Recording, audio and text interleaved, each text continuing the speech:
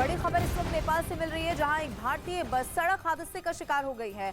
श्रद्धालुओं से भरी बस पलटकर खाई में जा गिरी। इस हादसे में 5 श्रद्धालु ऐसे हैं जिनकी हालत बहुत गंभीर बताई जा रही है।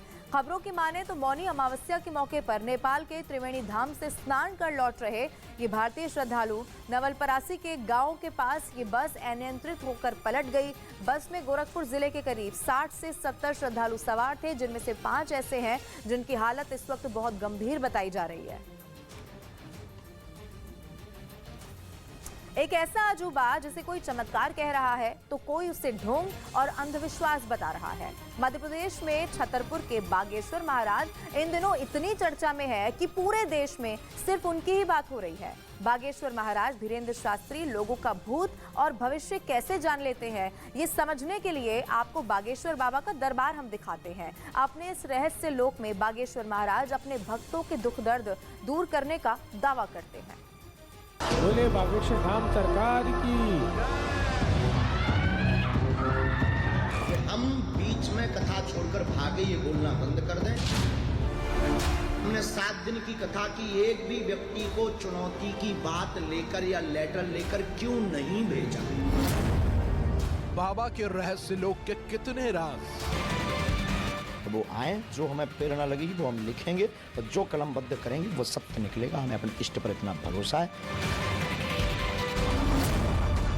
चमत्कार या अंधविश्वास का कारोबार। मारो सर, और सर में मारो इसके, और सर में मारो। पिछले 4 दिन से बागेश्वर के बाबा धीरेन्द्र शास्त्री सोशल मीडिया पर ट्रेंड कर रहे हैं और उनकी इस चर्चा की वजह बना है वो चैलेंज जो उन्हें नागपुर के कार्यक्रम में। अरे बजरंगबली सहाय तो फिर क्या डरना। और आरोप है कि इस चैलेंज को पूरा करने से पहले ही बाबा धीरेन्द्र कृष्ण शास्त्री नागपुर से लौट गए। वो अमुक हैं तथाकथित, उनसे आई रिक्वेस्ट कि हम बीच में कथा छोड़कर भागे ये बोलना बंद कर दें। हमारी कथा 7 दिन तक की ही थी, उसका स्क्रीनशॉट 3 तारीख का न्यूज पर बागेश्वर धाम ऑफिशियल पेज पर 3 जनवरी को पहले से ही डेट घोषित कर दी थी कि हम केवल 7 दिन की कथा करेंगे, क्योंकि हमारे गुरुदेव का जन्मोत्सव था और आगामी सभी कथाएं 7-7 दिन की 2-2 दिन घटाई गई, क्योंकि फरवरी में हमारे यहाँ यज्ञ है। अपने कथा वाचन को लेकर बाबा धीरेन्द्र शास्त्री की जितनी चर्चा होती है उससे कहीं ज्यादा चर्चा उनके कथित चमत्कार को लेकर हो रही है। वो चमत्कार जिसे उनके समर्थक आस्था से जोड़कर देखते हैं तो कई तर्कशास्त्री इसे अंधविश्वास करार दे रहे हैं।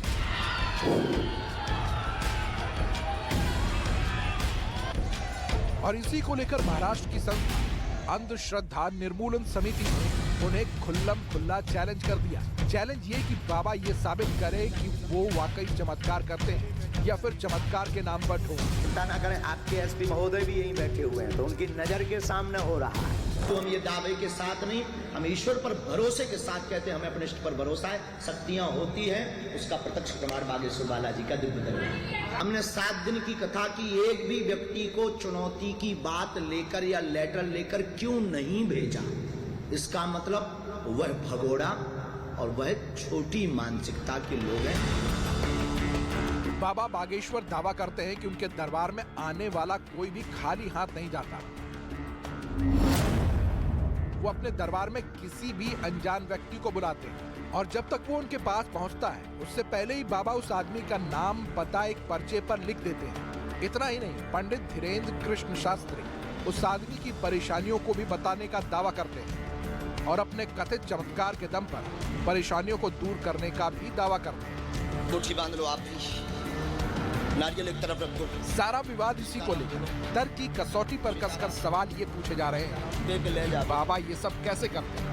क्या ये कोई चमत्कार है या फिर बाबा आस्था के नाम पर अपना कारोबार चला रहे हैं? तो नहीं बन गए तुम।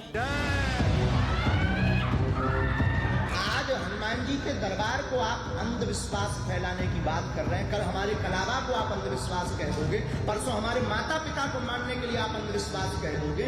ये सोची समझी साजिशें हैं सनातन धर्म को टारगेट करने की। हम हिंदुओं को जगना होगा, इनकी ठठरी बात।